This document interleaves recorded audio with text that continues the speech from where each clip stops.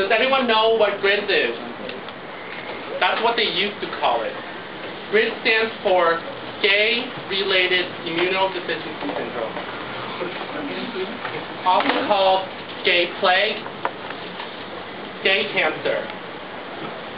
In 1982, public health scientists discovered a cluster of outbreaks of opportunistic infections such as Kaposi sarcoma and pneumocystis pneumonia among homosexual male population in Southern California and New York City.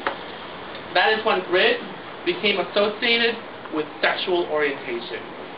Later that same year, scientists proposed that the disease be renamed AIDS for Acquired Immunodeficiency Syndrome, relating to the weakened immunity found in patients with the disease. It wasn't until 1984 that the disease began to disassociate from sexual orientation.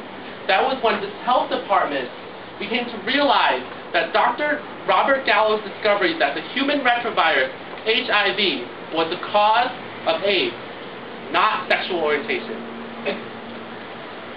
The social stigma surrounding sexual orientation and AIDS is a bad one.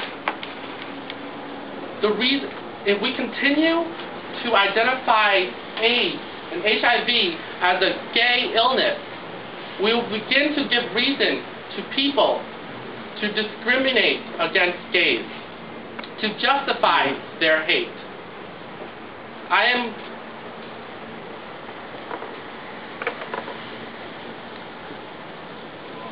This topic is very personal to me because I'm an easy target. 1, I'm male. Strike 1. 2, I'm gay. Strike 2. Gay men have AIDS. Strike 3. When do we begin to disassociate sexuality and disease? At my university, we host numerous blood banks, blood drives, and bone marrow drives. So while my friends are concerned about whether they are appropriate weight or whether they've been properly hydrated in the past 24 hours, I am concerned how many more times will I be discriminated against.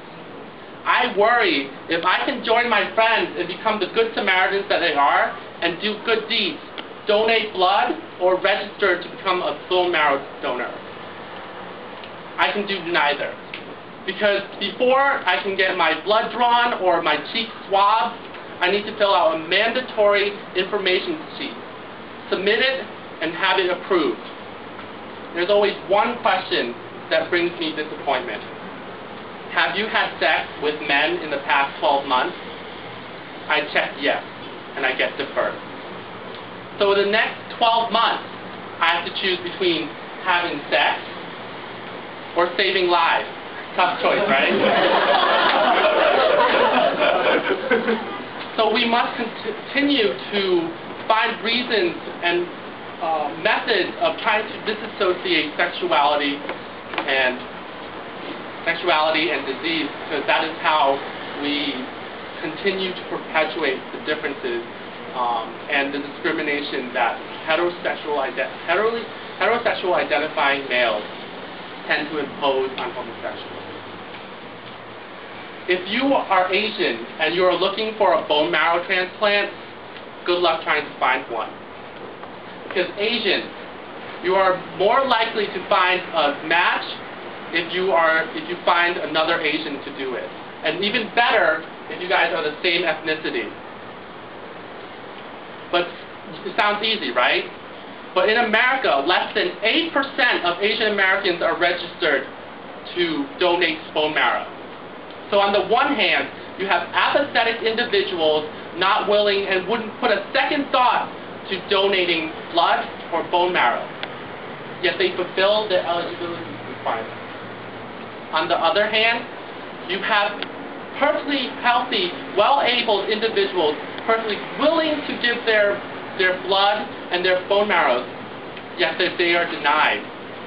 because they have had sex with men in the past 12 months.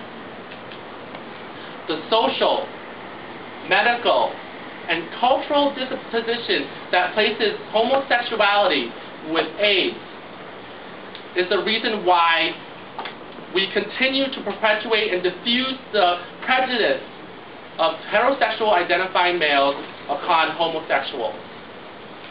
My intention here is to raise awareness about this issue and to bring understanding. Otherwise, we will suffer and be victims of something far worse than AIDS or GRID, ignorance.